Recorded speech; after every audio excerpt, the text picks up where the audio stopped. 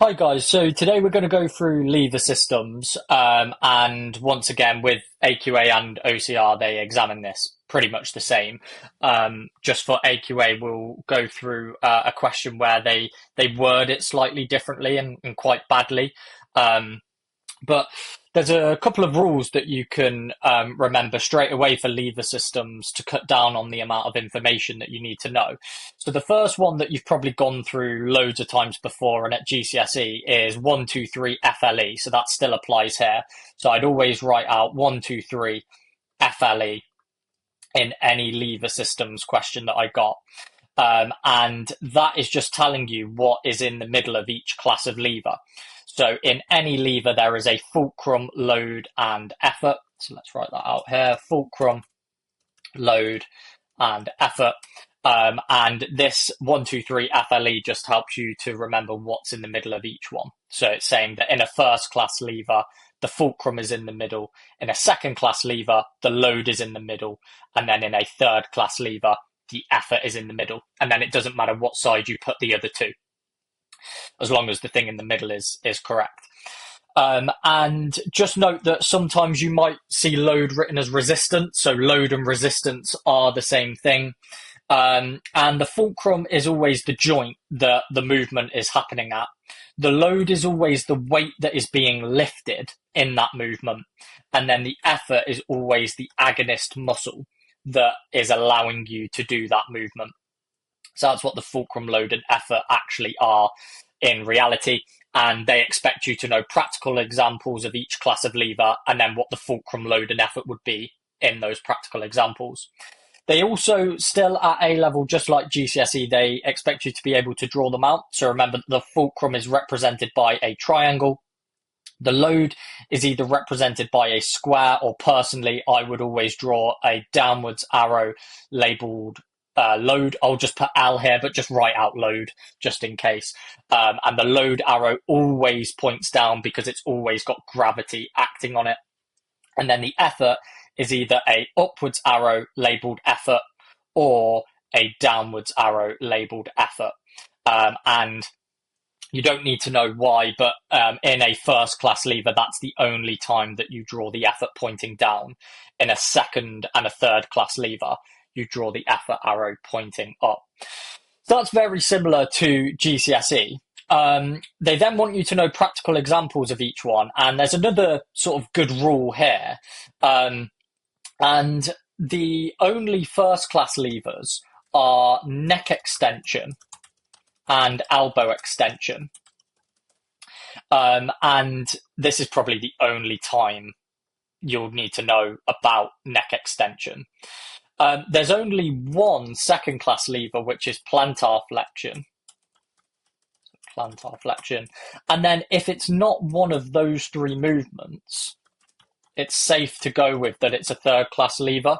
Now, normally they examine elbow flexion, knee extension, and dorsiflexion. They're the most common three that I've seen, but it wouldn't have to be just those three. So if it's not neck extension, elbow extension, or plantar flexion, it's going to be a third class lever.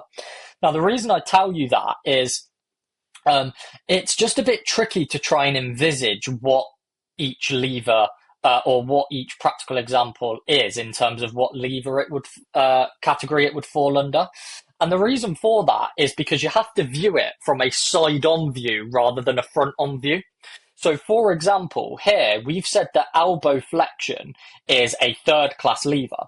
But if you were to just look at it like this, you've got the load, the fulcrum, and then the effort. So if I was looking at it like that, I'd think the fulcrum of the elbow was in the middle, but that would make it a first-class lever, and it's not. So what you have to do instead is you have to view it from a side-on perspective. So let's say this is the person's arm, and that is the dumbbell in their hand. And I'll draw out the lever underneath.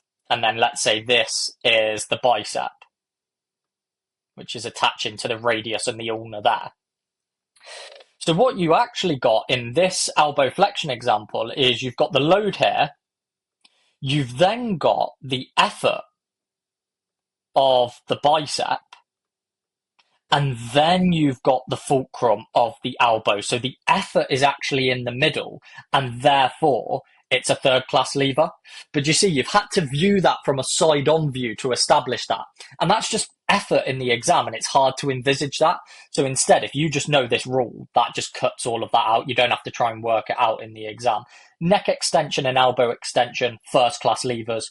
Plantar flexion is the only second class lever. And then any other movement will be a third class lever.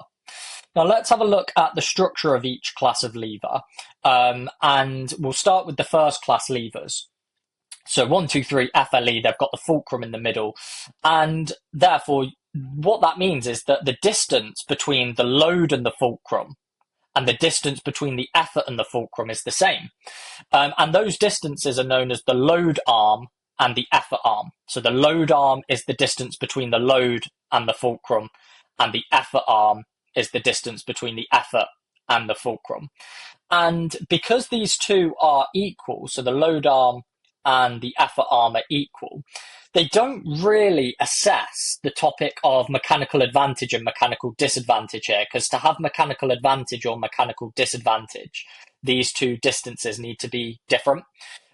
So technically a first class lever can have either. It can have mechanical advantage or mechanical disadvantage, depending on which one's longer. But because they just require you to know that fulcrum's in the middle here, they just assume that load arm and effort arm are equal, and therefore they just don't examine mechanical advantage and mechanical disadvantage at a first class lever. So pretty much the only way that you're going to get examined regarding first class levers is drawing them out or analysing it in terms of a practical example of it. And what I do, even if it doesn't ask for them at A level, I just draw the load arm and the effort arm on as well, if they ask you to draw it out. Now, going back to those practical examples, we said that you've got neck extension and then you've got elbow extension. And with neck extension, the fulcrum is the neck. You can just put the neck joint. The load, like let's say you're doing neck extension, so looking up in the air, like before you head a football, the load would be the weight of the head and then the football as well when you make contact. And then the effort is the trapezius. So this is sort of the only time where you need to be able to analyze the movement of neck extension. So the trapezius at the back is pulling the head back. And you can also think of that in to help you remember that the effort points down, because it's like a downwards movement. The trapezius is pulling the head down. So you could think, oh, the effort is acting downwards, just to help you remember that it's only in first class levers you draw the effort arrow going down. But that's how you would analyze the first class lever of neck extension. Fulcrum is the neck. That's where the movement's happening at. Load is the head. And then the effort is the trapezius pulling the head back. And then for elbow extension, you could go with like the upward phase of a push-up. And in that case, the fulcrum would be the elbow. The load would be the body weight, and then the effort would be the triceps brachii, but make sure you put brachii because it's at A level rather than just triceps. Now, just be aware, I think this is a good point to mention this, that the class of lever something is, it doesn't depend on the joint, it depends on the movement at that joint. So we're not saying here that the elbow joint is always a first class lever. Because remember, we mentioned elbow flexion earlier, and that's a third class lever. So it's not based on the joint, it's based on the movement at that joint, which determines what lever it is. So I've seen a question where they've asked you to outline or analyze how the elbow can act as two different lever systems. So elbow extension is first class lever, elbow flexion is a third class lever. So that's pretty much all you'll get examined on for first class levers. Let's then go to second class levers. So as you can see here, 1, 2, 3, FLE, the load is in the middle. And what that means is that the effort arm, the distance between the effort and the fulcrum, is a lot greater than the load arm. So the distance between the load and the fulcrum. And whenever this is the case, so whenever the effort arm is greater than the load arm, which it always is in a second class lever, that always creates mechanical advantage. So you would always get a mark if they're asking you about this topic to say that mechanical advantage is created when the effort arm is greater than the load arm. And we'll talk about what mechanical advantage means in a minute, but for now, just bear in mind that mechanical advantage always happens at a second class lever because the effort arm is greater than the load arm. And then earlier we mentioned that the practical example is plantar flexion. So you could go with plantar flexion when jumping up in basketball. And here the fulcrum would be technically, you can put ankle, but to be more specific, it's technically the joint between the phalanges and the metatarsals, because really you're moving at the very front of the foot. So it's the joint between the phalanges and the metatarsals. Most of the time, just saying ankle is good enough. And then the load is the body weight. That's what you're lifting. And then the effort is the gastrocnemius, because that's the muscle that is contracting. So plantar flexion is the practical example for the second class lever. And then finally, third class levers, this time 1, 2, 3 FLE, the effort is in the middle. And that means that now the load arm is greater than the effort arm. So in third class levers, all the time, the load arm is greater than the effort arm. And whenever that is the case, that always creates mechanical disadvantage. So what that means is that always at a third class lever, there is mechanical disadvantage. So let's go with just elbow flexion, because that's the one that they examine the most. And let's go with the upward phase of a bicep curl. So you've got the fulcrum being the elbow. You've got the load being the dumbbell. There we go. The dumbbell, the weight of the dumbbell, and the weight of the forearm. And then you've got the effort being the biceps brachii. And again, remember to say brachii rather than just biceps, because that's the muscle contracting there.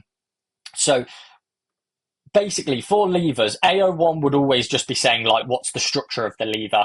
AO2 would be giving a practical example of that lever. So like a practical example of elbow flexion, like the upward phase of a bicep curl, and then running through what the fulcrum load and effort would be. That would be your AO2 marks. And then the AO3 would, for levers, all the time is always delving into what is meant by mechanical advantage and mechanical disadvantage. And that's what we're going to talk about now.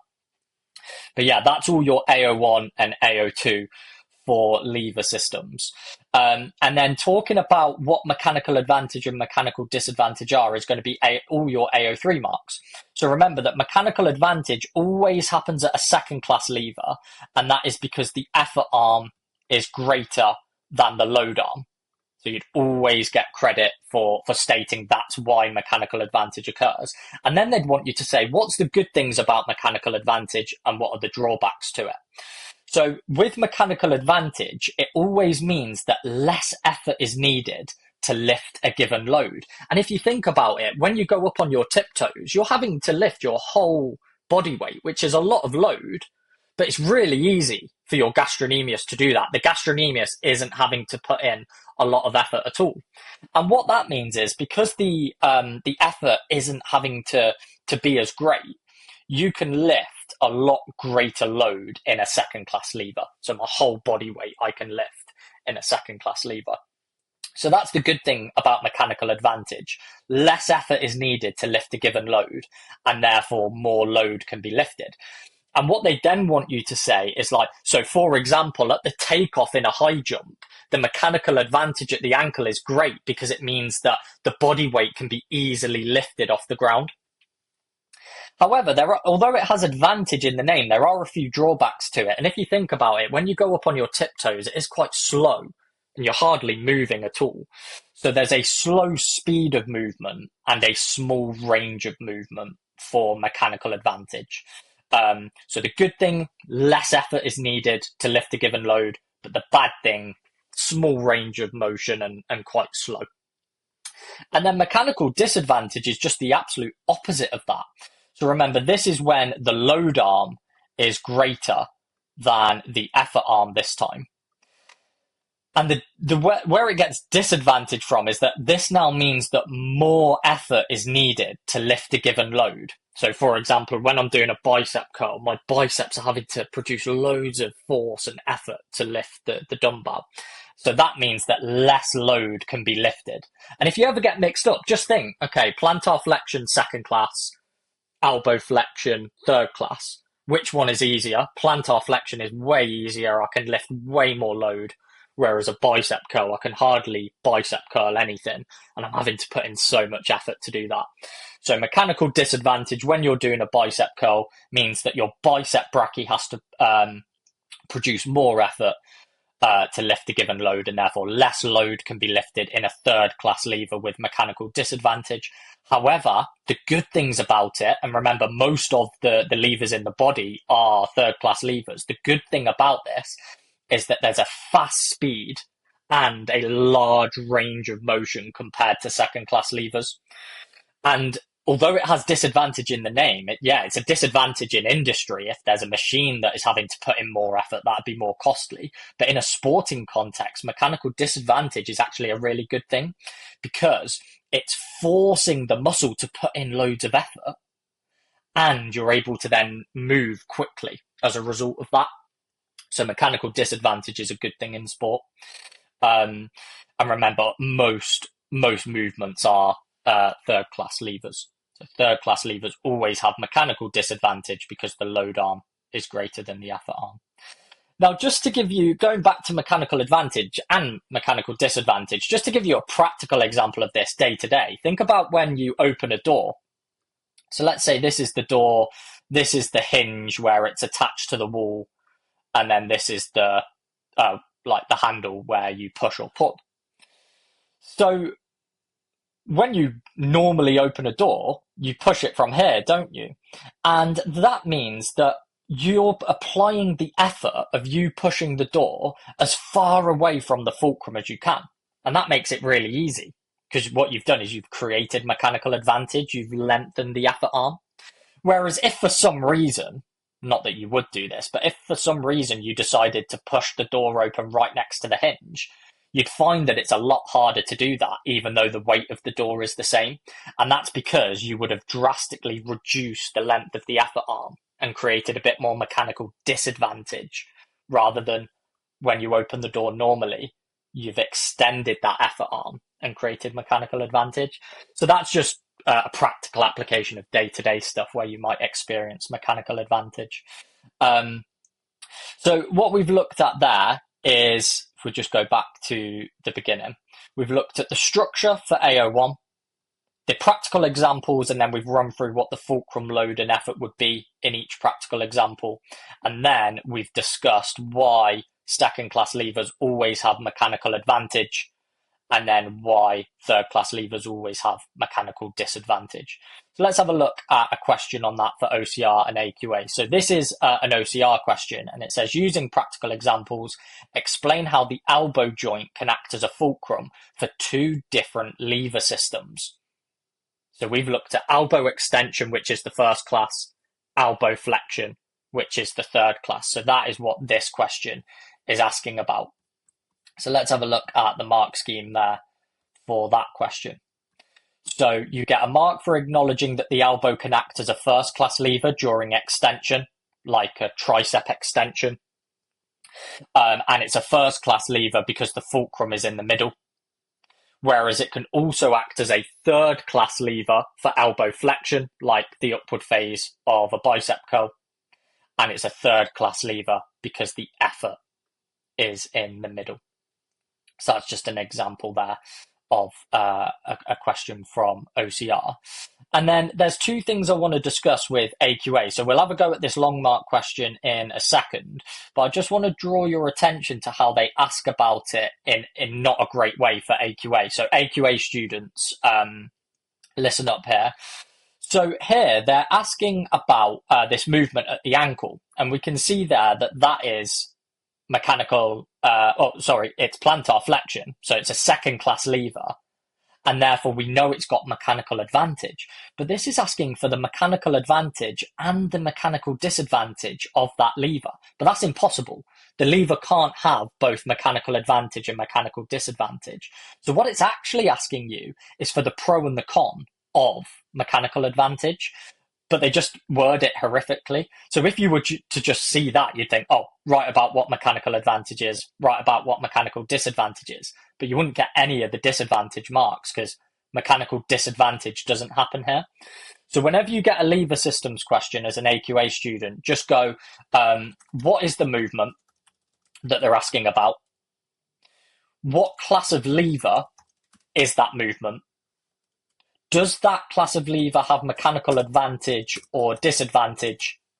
And then what are the pros or the cons of mechanical advantage or mechanical disadvantage? So if we work through that, the movement is plantar flexion. It's a second class lever. It has mechanical advantage, and therefore it's asking me for the pro, the good thing about mechanical advantage, and the bad thing about mechanical advantage. So if we look at the mark scheme there for question 4, you've got the advantages is that it's really easy to lift a heavy load because less effort is needed. However, the bad things, there's less range of motion and a slow speed of movement as well. So that's just one thing to be careful of. And then they can put it in a longer mark question. We'll ignore the musculoskeletal part because that's all movement analysis. We're focusing on lever systems. So it's asking you to analyze how the musculoskeletal and lever systems operate at the right knee and the ankle at takeoff. So right knee, that will be knee extension. So it's not neck extension, it's not elbow extension, it's not plantar flexion. So knee extension must be a third class lever.